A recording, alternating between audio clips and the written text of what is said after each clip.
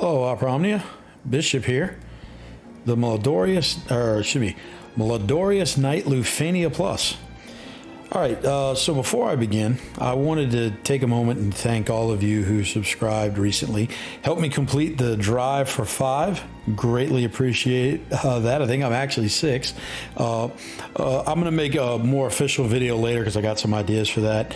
A real big reason and why I wanted to say thank you is I was honestly wondering if people were listening to my commentary.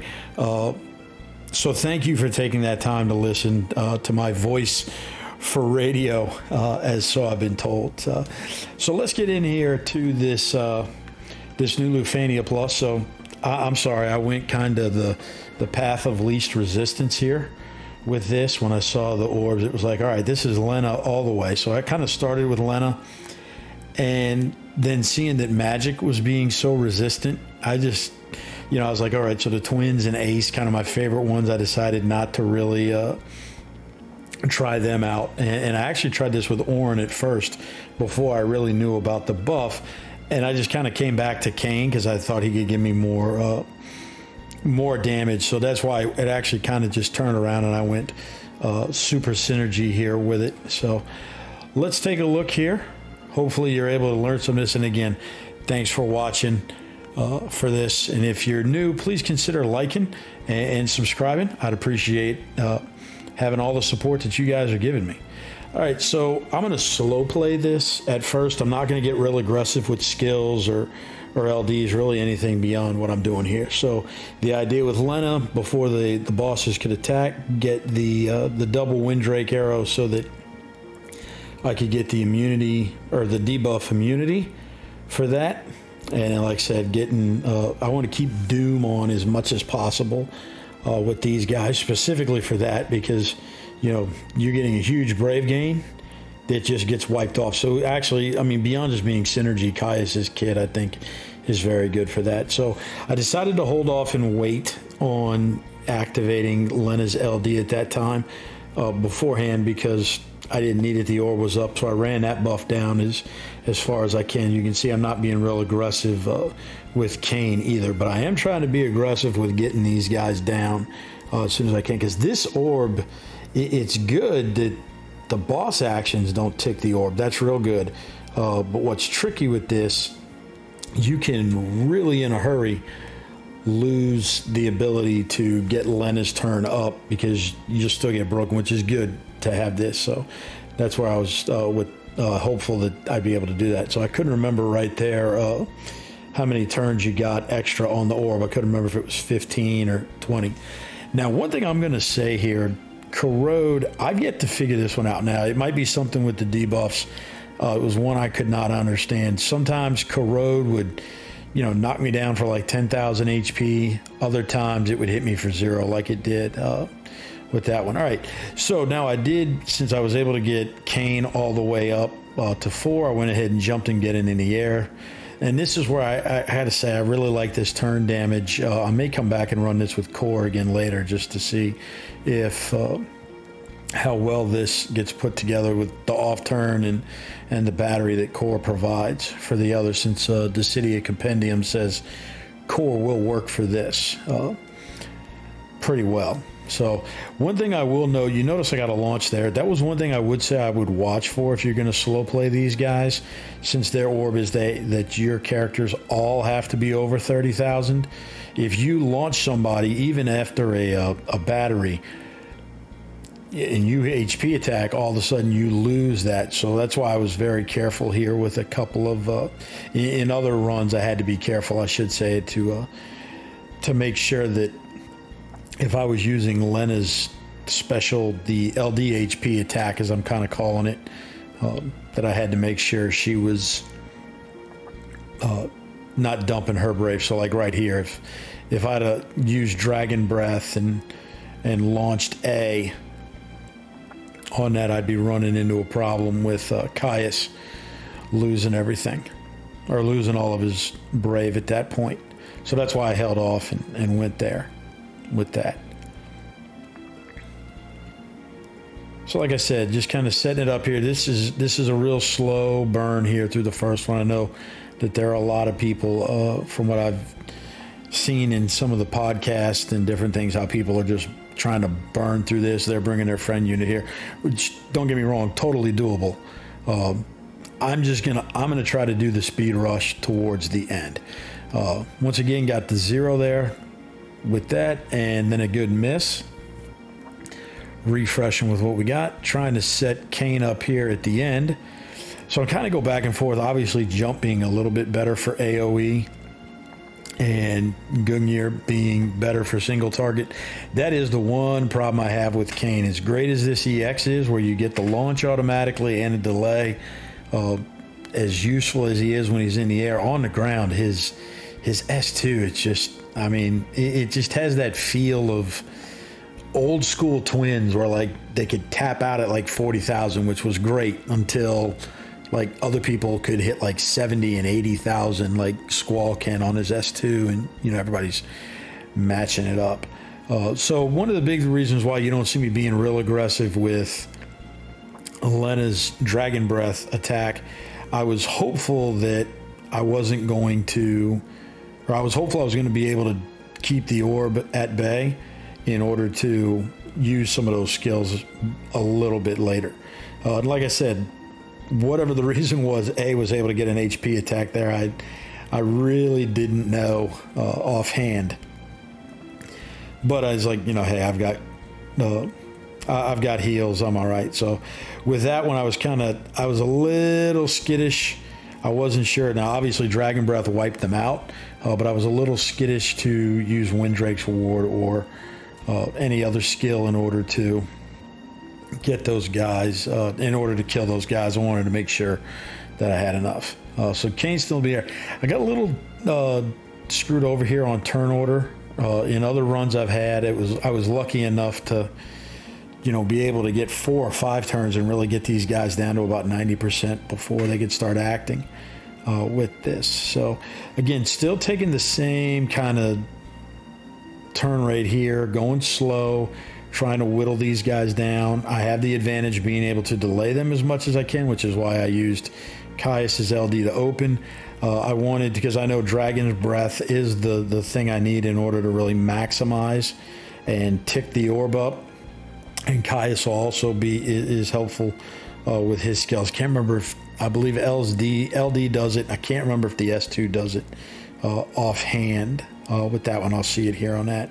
So as you can see, it just kind of turn order got me here, where they jumped in there and were able to get some HP. Now, thankfully, Caius has a nice HP regen, along with, you know, don't get me wrong, Winddrake's Ward is also very good about regen. So that's why I was extremely happy to be able to use these here. All right, so I went rapid fire because I was like, I got plenty of turns here before I felt that we were going to, or that I was going to need to put Lenna's Dragon Breath into action. So that's why I refreshed it. I was like, you know, she's not going to lose the orb for me. I'll be able to increase it with her attack. So now that she's back up, Dragon Breath again. And this is where I was a little upset, because I was like, oh, I've only got one. And there's a reason why here, because there's a reason why I have Kain on the ground so long.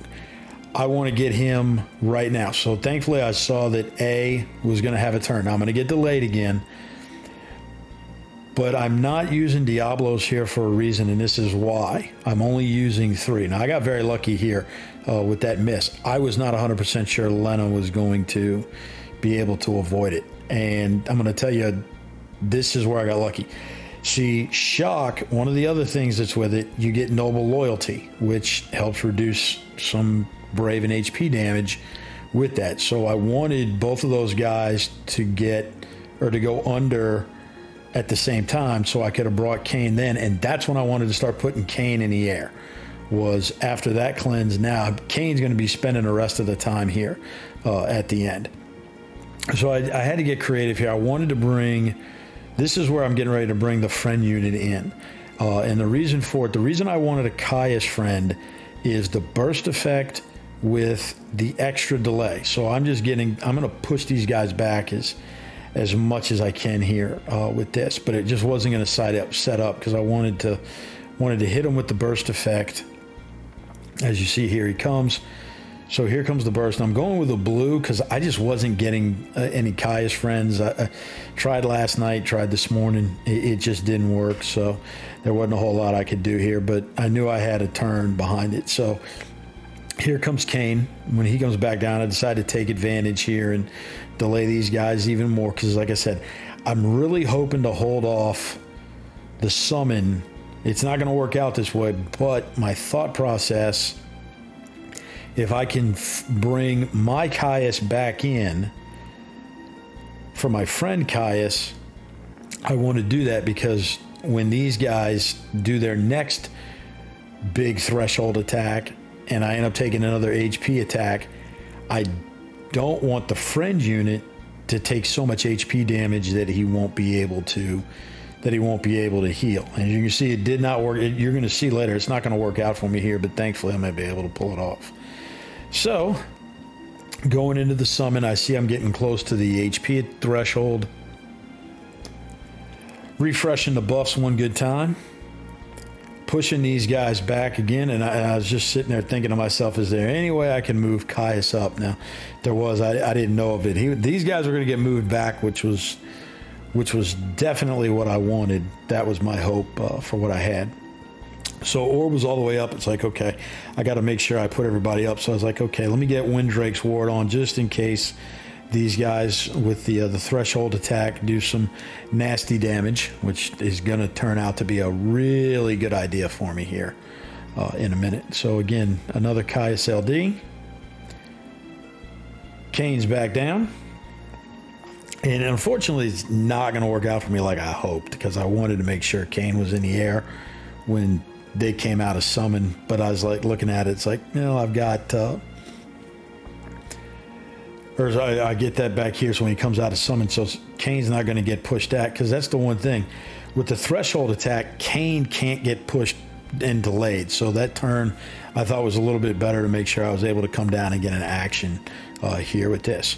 Now, I went Fang and Claw just to get the extra damage and to get the launch here. I knew it wasn't going to delay these guys a bit, but I said, okay, wait, let me do this. Let me set up.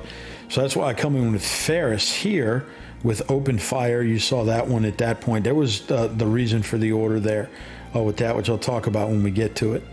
So I'm able to get the orb ticked back up, and I knew I'm going here with Giga, so I'm going to push these guys back even more, which is going to set it up just like I want, because I want to get Kain in the air. So I'm going to set it up, Rising Drive. Last set on the AA to try to get the little extra damage I could. All right, Kain's out of here. Going with the Dragon Breath to make sure that that orb is as high up as I can get it. Now, what I was actually hoping is that both of them, and I got lucky here because I was hoping they were going to get to like 30, 31. I started getting a little closer than I anticipated with that. So thankfully, I was able to get through this, and you noticed that my Caius friend got an HP boost from Windrake's ward and from his own regen right there at the end. So this is why I went with Balthier's on the last one, because I knew that there was only going to be one at that point, because using Ferris's call first was going to put on a whole bunch of other debuffs, and then that would limit the amount of buffs, because Balthier's cleanse only cleanses 3. So that's why I wanted to make sure I limited the amount of buffs these guys were going to have. So one thing I will say about that, don't get me wrong, I know that you can bring Diablos as well with that. I didn't bring them because I didn't want to use that as a cleanse. I wanted to use that to get my friend out of there. It just unfortunately didn't work out for me here in this run. But that was the idea, because I wanted to, okay, we're going to have Caius's burst effect up, because that's the thing. Even with these frame turns, they are not, you can't delay them with Fang and Claw, but you can delay them with Break. So that was the one I was actually hoping for right there with that. And so we're coming up here on the final run. Using a Windrake Ward just in case these guys got another turn and did an HP attack. Again, trying to launch. I'm just kind of maximizing as much as I can how much HP damage that I'm going to be able to do. I'm not fearing the orbs or anything at this point. So that's why I went with Pulsar Burst to try to get that guy down to 1 as much as I could. Another Dragon Breath to really rip these guys up. That gets rid of B. And Kane's going to be here for the finish. So, hey, and there it is. So like I said, kind of a long one to go here and whatnot. But I appreciate y'all watching this. Let me get my mouse here. There we go. So there's the victory and party screen. Again, I appreciate you watching. If this was helpful, please consider liking and subscribing to the comment or to the video. Please consider leaving a comment because I appreciate all feedback and any positive, constructive criticism, I should say, about my videos. And again, hey, thanks for watching. I appreciate it. And we'll see you in the next one. Bye.